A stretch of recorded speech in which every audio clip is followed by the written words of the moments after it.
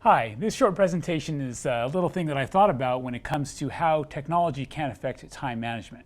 For any task that you're doing, there is a certain amount of work that you have to do, and you do that work, of course, in a given amount of time.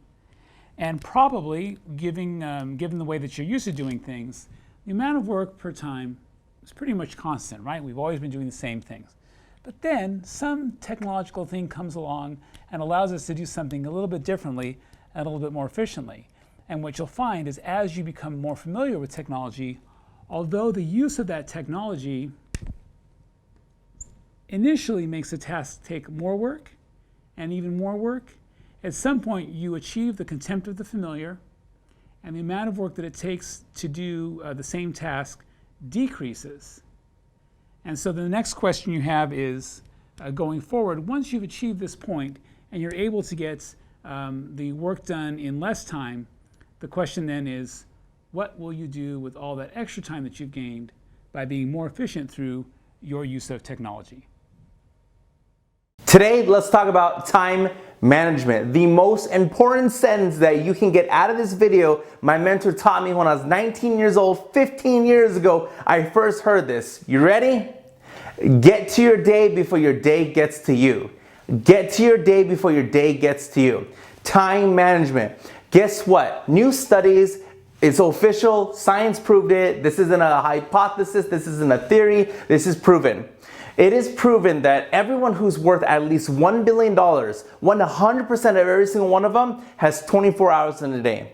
And it's also proven people who are broke and have absolutely no money also have 24 hours in a day. So we now know for a fact that everybody has the same amount of time in every single day, no matter where in the world you live. Everybody. It's what we do with that time that makes a difference on whether or not we're successful or broke. It's what we're doing with the time. Now, if every morning you wake up thinking, so what should I do today? You're already behind, homie. You must get to your day before your day gets to you. So if you understand, you look at the day tomorrow and you map out everything you're going to do of every single hour, of every single minute of that 24-hour time frame of what you're going to do, whether it's sleeping for 8 hours, whether it's eating for 30 minutes 3 times a day, whatever it is, really start breaking it up, mapping out exactly what you can do with your time and get more out of this day, get more out of tomorrow, get more out of every single day than everybody else, and that's why you're going to start to win beyond everybody else. Thanks for watching, everybody. If you enjoyed this video, push like and share this video for me. I would love to hear your opinion on today's topic. Comment below and let me know. Find me on Facebook at the official James Shu. If you have any questions, comments, concerns, ideas, thoughts, or questions of any sort from me, you can find me on either Twitter, Instagram, or YouTube at HSUMJames. Get focused. Have a beautiful day. Let's get wealthy. Let's get healthy. And I'll see everybody tomorrow. This quick video will explore the best ways to make the most of your time so that you aren't stuck scrambling to complete assignments right before the deadline. We subscribe to the philosophy of work hard, play hard, and we want to help you learn how to do that. We know that university students don't have time to implement a 15-step program to improve time management. In fact, not many people do. So instead, we want to share some tricks that can help make your life just a little bit easier and help you free up some time so that you can get back to doing the things you actually want to be doing. The first thing we should talk about is procrastination. Every student we know does it to some degree, but the goal is to minimize it. Realistically ask yourself how many hours a day you spend online wasting time. Or how often do you promise to work for an hour, but in the end you get nothing done? Or maybe you're someone who's just easily distracted. But don't worry, there's hope for you. So the million-dollar question is, how do we beat procrastination? Well, for starters, it's hard to avoid procrastination entirely, but here are some tips to minimize it. Turn your cell phone off. Your friends will still be your friends when you turn it back on. If you don't need your internet for what you're working on, disconnect it or use a social media blocker so you don't end up on Facebook 12 times in an hour.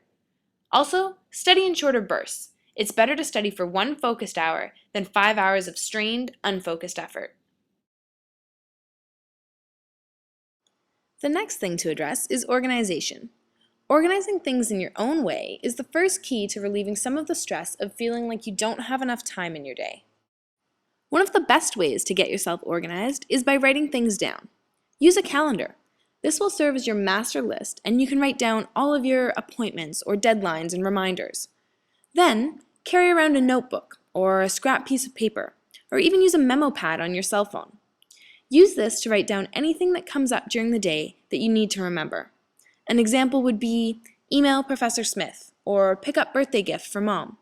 This way you don't have to waste valuable energy and space in your brain remembering a million different things.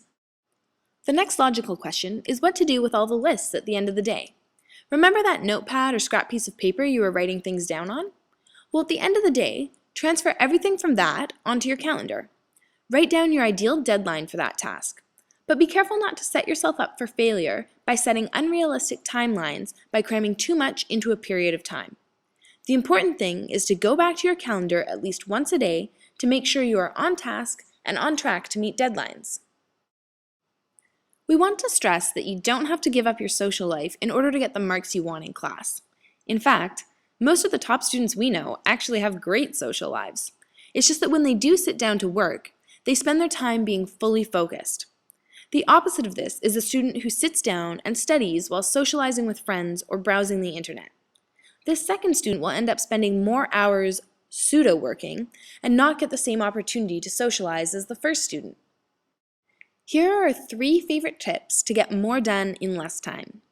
Number 1, carry a book or article that you need to read around with you and read it in between class or on the bus or even while you're waiting in line. Number 2, find a few quiet places on campus or around your house that you can study free of distractions. If you can rotate through a couple different spots, it prevents getting bored of the same place. And number 3, study by yourself. We often want to study with friends, but in reality, not very much studying gets done. Ask yourself if group study really is the best option in this case. And remember that there's often nothing better than quiet, focused study time. Now, we're sure that you know that pulling all-nighters is not the best thing to do, but we often hear students claim it's unavoidable. Well, we want to prove that myth wrong. A surefire way to avoid all-nighters is by starting early. Chip away at larger assignments by doing a little bit each day. 20 minutes, 6 days a week, over the course of 2 weeks adds up to 4 hours of work on an assignment. That adds up when you consider that 20 minutes a day is a pretty small investment. We also recognize that not everyone works well with short work periods, so experiment to find what works best for you. But the key here is starting early. The last thing we want to discuss is creating a balanced schedule. It's important to not try to do too much in one day if you know that you realistically can't accomplish it. Instead, space schoolwork out during times when you know you'll feel energized. Setting realistic goals is key. And don't be afraid to take time for yourself to keep you sane and ensure that the time you dedicate to working actually results in work getting done. Notice that in our sample schedule, we have frequent breaks that take you away from your computer or desk and are a healthy way to refocus. We're confident that if you use at least a few of these strategies and are realistic with your goals, you'll end up with more free time than you had before. Remember that getting started is usually the hardest part, but once you're past that, it's often the case that you'll want to just keep working. If that's the case, then go for it. The important thing to remember is work hard. If you're not focused, you're wasting your time. So take a break, get your blood flowing, and then try again later. If you're still feeling unsure about things, we suggest talking to your professor or TA, or coming into the Chapman Learning Commons and discussing things with a peer academic coach.